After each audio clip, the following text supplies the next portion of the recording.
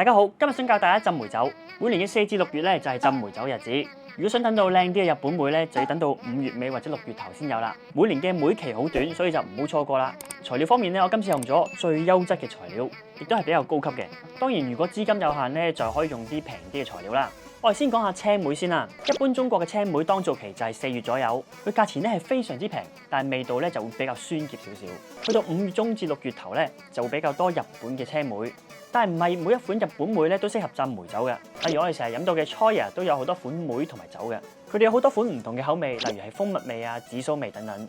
佢哋用到紀州嘅南高梅、日本酒或者係法國白蘭地等等。嗱，今日教大家整嘅咧就係本格梅酒，即係正宗嘅梅酒。意思咧即係得3樣嘢嘅啫，冇任何添加劑嘅，就係梅啦、酒同埋冰糖嘅，冇任何添加劑嘅。今次用到日本紀州嘅南高梅。佢皮薄滑細，果肉柔軟，甜味鮮美，係日本和歌山縣嘅特產，非常之適合咧攞嚟浸梅酒嘅。梅嘅大細咧一般分為 L、2L、3L、4L。喺超市揾到嗰啲咧，通常都係 L 或者2L 左右。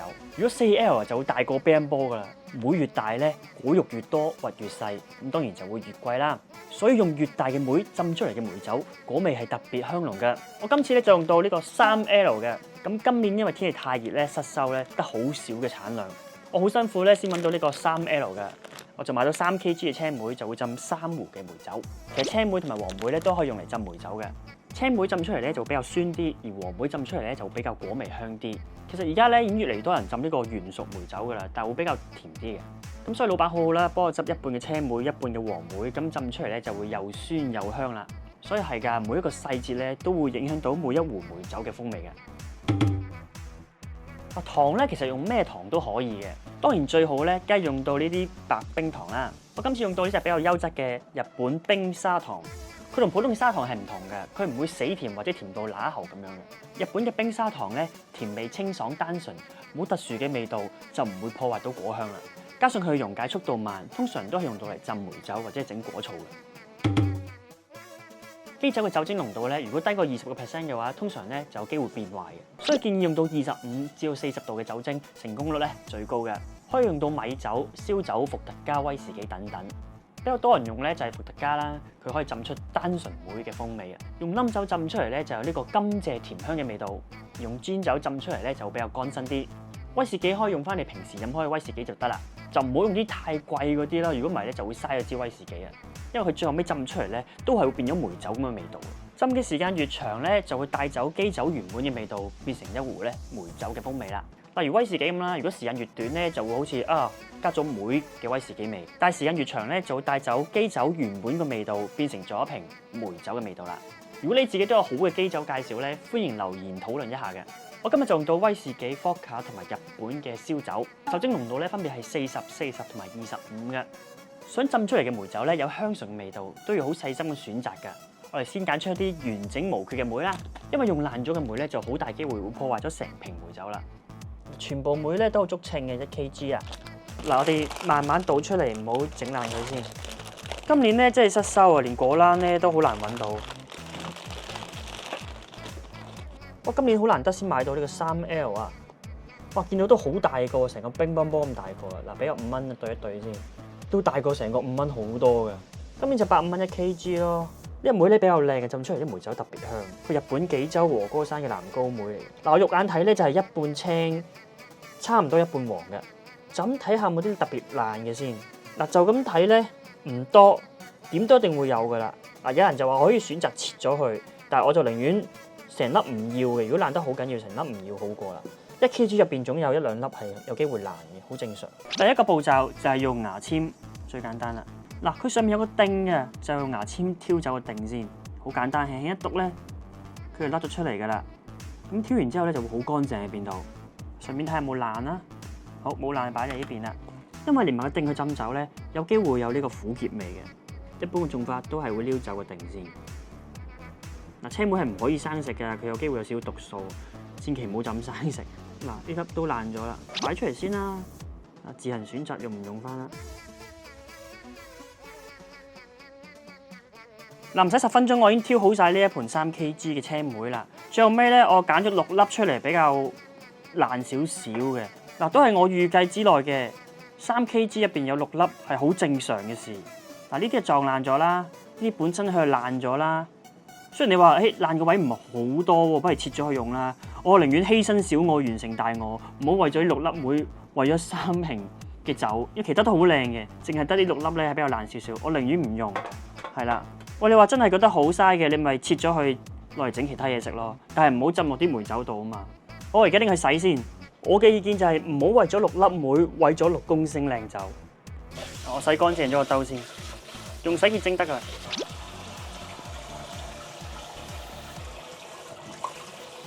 嗱，一般嚟講，我哋用清水洗啦，唔好咁大力啦，費事整爛啲梅。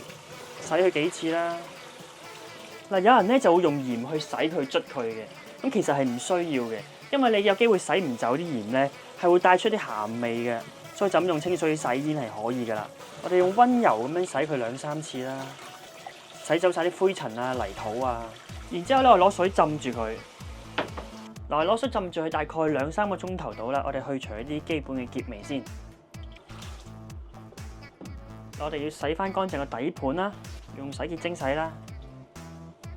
因為呢個底盤咧，轉頭係攞嚟晾乾啲梅嘅，呢條洗得好乾淨。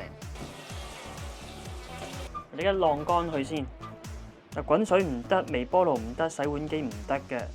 我今次用到3litre嘅樽咧，3個嘅。呢隻樽最出名啦，最多人用噶啦。喺伊朗就買得到。嗱，佢變咗內蓋嘅。咁呢個內蓋咧係新蓋先有嘅。嗱，佢就係防止你漏啦，同埋倒酒咧更加方便嘅。佢仲有埋個說明教學啊，教你點樣浸梅酒嘅呢度。嗱，呢個比例咧，我覺得都係 OK 嘅，可以參考嘅。咁我就可能改少少嘅啫。都係揀梅啦，跟住挑走個頂啦，洗乾淨啦，抹乾淨啦，風乾啦，最後尾入樽嘅，跟住加酒嘅。嗱，基本常識用器就一定用玻璃嘅，唔可以用膠嘅，膠係絕對會影響個風味嘅。呢個3litre樽可以浸到2支梅酒啦。嗱，玻璃樽係唔可以用高溫消毒㗎。網上咧見到好多人咧就會用呢個高溫啊，即係蒸汽啊、焗爐啊殺菌消毒。咁最後尾咧個玻璃樽就裂咗，咁就玩完啦。其實唔需要嘅，浸梅酒咧最緊要就係冇菌啊嘛。咁就係咧嗱，我用咗新嘅海綿啦，好基本沖洗塵先啦。又要教人洗碗啊，洗潔精由內到外，用洗潔精去完全去散乾淨佢。咁我星盤都用洗潔精洗一次先嘅。好，最後洗埋啲蓋啦。嗱，而家都係自然風乾啦，或者轉頭攞啲乾淨嘅紙巾抹翻乾就可以啦。嗱，由於天氣太潮濕啦，所以我都開埋呢個抽濕機咧，就等佢快啲乾嘅。擺幾個鐘乾透晒啦，我哋暫時吸翻佢先。好，啲梅咧浸咗成2-3個鐘啦，我再沖一沖水啦。聞落去啲好香嘅青梅味嘅。嗱，依家咧就令到啲梅一定要完全去風乾嘅。但你可以擺喺太陽下面曬佢1日左右啦。咁如果你屋企曬唔到太陽咧，就可以擺喺一個完全乾燥嘅地方去風乾啦。我就攞個抽濕機吹住佢哋嘅。一定要完全乾晒先可以浸酒啊！如果唔係咧，瓶酒都會壞嘅。咁你抹乾咗佢再吹咧，係會快好多。咁因為我啲梅咧有青有黃，所以我就完全分類。咁轉頭咧一半一半就好方便噶啦。又青又黃又紅，哇！呢啲幾靚。嗱，經過逐粒抹咧，都差唔多乾咗80%噶啦表面。今次青梅同黃梅嘅比例咧都有3分2嘅梅咧係比較青，1/3嘅梅咧比較黃嘅。咁佢浸出嚟嘅酒咧就會又酸又香啦，正嘅。我而家擺個抽濕機隔離咧，我諗大概2個鐘頭咧已經可以完全乾透噶啦。網上睇咧就話大紅嗰啲咧係特別靚、特別矜貴，都有10粒8粒係大紅嘅，好靚。好啦，吹咗2-3個鐘咧，話咁快啲梅已經完全乾透晒啦。記得一定唔可以有水啦，如果唔係咧有機會發毛嘅。有啲人浸梅酒咧，會喺個梅度咧界10字，或者用啲牙籤咧拮下佢，咁等嗰啲梅汁咧容易啲流出嚟，咁浸出嚟咧話會覺得香啲嘅。不過如果酒精嘅濃度好高咧，其實係唔需要㗎，始終梅酒都要浸1年先好飲嘅。如果畫10字或者拮啲窿咧，反而會令酒精咧過快稀釋，變得唔穩定，亦都有機會咧令到梅酒咧變得唔清澈嘅。咁所以今日我唔戒，亦都唔拮啦，我分3份先。因為我抽起咗幾粒啦，咁所以咧變咗佢唔夠1kg，我用920幾克左右啦。而家終於可以入樽啦。當然就話：咦，你冇用蒸汽殺菌喎，其實唔緊要嘅。嗱，我哋已經完全洗乾淨晒、風乾淨晒，冇任何水氣。呢個時候可以做一次徹底消毒，就係用酒精啦、果酒啦，我哋噴一噴佢。嗱，咁樣基本上已經可以完全消毒㗎啦。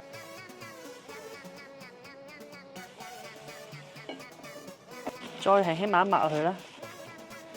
為保持乾淨咧，最好呢個時候咧，盡量咧可以戴口罩啦，就唔好噴啲口水落去啦，因為驚有細菌嘅都係揮發啲酒精先。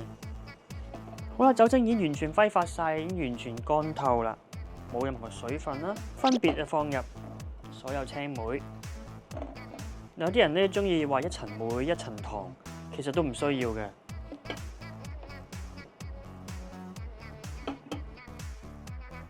而糖咧都可以完全唔落㗎，你飲嗰陣先加落去都係冇問題嘅。不過通常咧個個都會加晒糖落去話好睇啲靚啲，因為越早加糖咧會令佢咧有啲巢皮嘅。不過我就唔介意佢冇巢皮，所以咧同埋唔想煩啦，一次過落晒去最方便。咁所以我都照落糖俾大家睇嘅。糖唔需要落太多，1比1其實真係太多啦。900零克梅，我落450克糖啦，少一半啦。嗱，個糖我係加最面。倒完落去佢都跌落去底嘅，同埋加糖喺面嘅好處咧，就係因為啲梅咧有機會會浮起嘅。咁如果浮起嘅話，佢浸唔到酒精嘅話，就有機會發毛啦。所以你首先用砂糖擲住佢，令佢完全喺下面吸晒所有酒精，就算係浮起咗，都係會吸晒酒精，成功率係高好多嘅。所以啲糖咧就擺喺最頂夠噶啦。網上太多教法啦，有啲就一層梅一層糖，一層梅一層糖。青梅同埋糖都擺好晒啦。嗱，呢個時候咧3份都係一樣嘅，我哋冚一冚佢先。啱試咗呢個日本冰砂糖，佢唔好甜嘅啫，佢有少少甜甜地，但係佢唔乸喉嘅喎，佢唔黐喉嚨嘅喎，摸落去都唔會黐立隻手。咁只係貴少少，但係咧攞嚟浸靚梅酒，梗係用啲最靚嘅糖啦。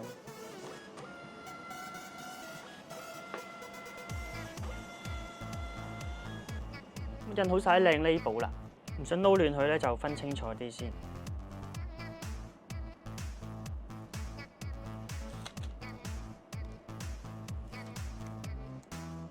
咁就唔好撈亂啦。你有最後一個步驟啦，就係要加酒啦。首先我哋落伏卡先啦，用普通伏卡就可以啦。跟住落1.8粒，首先落晒第一支先啦。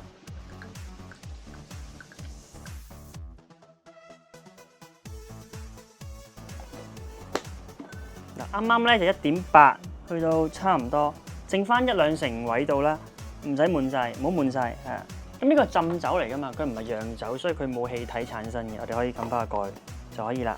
呢個時候咧唔好搖佢，就係令到啲糖咧唔好沉落去底，要喺上面擲住啲青梅嘅。目的就係令到啲冰糖咧擲住啲青梅，就算萬一佢浮起嘅話咧，都會吸滿晒酒先浮起，減低佢嗰個變壞嘅機會啦。跟住用威士忌啦，我哋用劍威平平地，100蚊都唔使。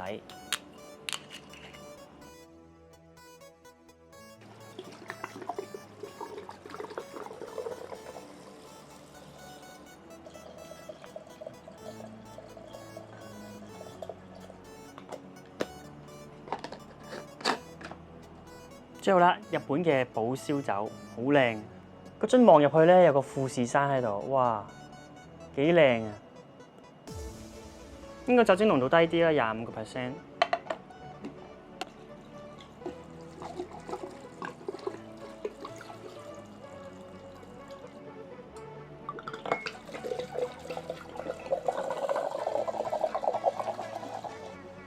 呢支係700嘅，所以要攞3支。啲樽唔好掉，因為1年之後咧要拎翻梅出嚟，咁到時我哋用啲樽裝翻啲梅酒嘅。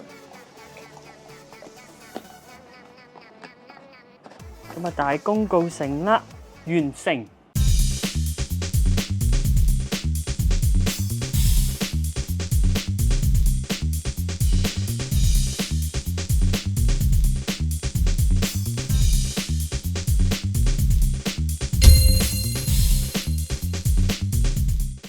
當係浸好咗之後咧，就擺喺陰涼處，盡量避免俾陽光照射到啦。頭一個星期咧就唔好搖佢，等佢梅咧吸收晒啲酒精咧，跟住我哋先即係熬勻佢咁樣咯。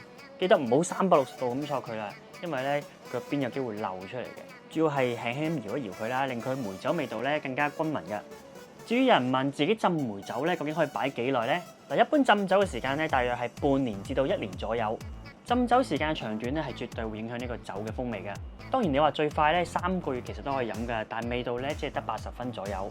但係都唔係話浸得越耐就越好㗎，因為浸超過1年半咧，佢味道有機會變酸變苦嘅。想保存得耐啲，保持最佳狀態咧，可以喺1年之後咧，將梅酒入邊嘅梅咧拎出嚟，然後將梅酒咧裝翻落去乾淨嘅玻璃樽入邊。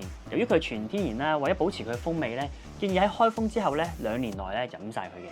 如果基酒嘅酒精濃度比較低咧，建議咧開封咗之後咧就擺佢入雪櫃會更加好。當然我曾經都聽過人話，哇啲梅酒咧浸咗10年都唔記得咗喎，10年之後打翻開去個味道都 OK 嘅喎。嗱我自己係未試過嘅，都唔保證咧真係擺咗咁多年咧，佢風味仍然係好好嘅。果汁酒咧擺太耐始終都係會變嘅，所以建議咧都係盡早飲晒會比較好嘅。今日就用咗日本紀州嘅藍高梅，用咗3款唔同嘅基酒，浸咗3款唔同梅酒。咁我就會浸1年先飲嘅，咁我就唔會偷飲嘅。我就喺1年之後咧就會再拍片同大家分享下呢3款梅酒浸出嚟係咩味道啦。我上年都浸咗一啱梅酒啊，轉頭去試下先。今日就長氣少少啦，好完整咁講晒點樣浸梅酒嘅正確步驟、全攻略分享俾大家聽。跟住我呢個步驟基本上係100% 成功嘅。當然如果嫌啲梅啊、酒同埋啲糖比較貴咧，可以用啲比較廉價啲嘅都做到。當然效果味道就爭少少啦。如果你中意呢條影片咧，記得留言、讚好、分享同訂閱。我哋下條片再見啦！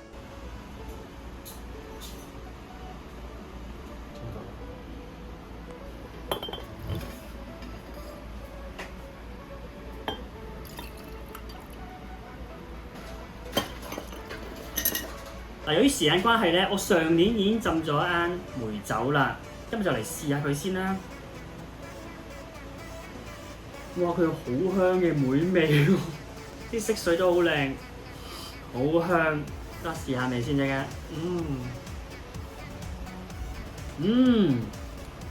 同我哋現成買嗰啲唔同味喎。哇！好香，好香甜喎，自己浸嗰啲好特別嘅味道，大家可以試下。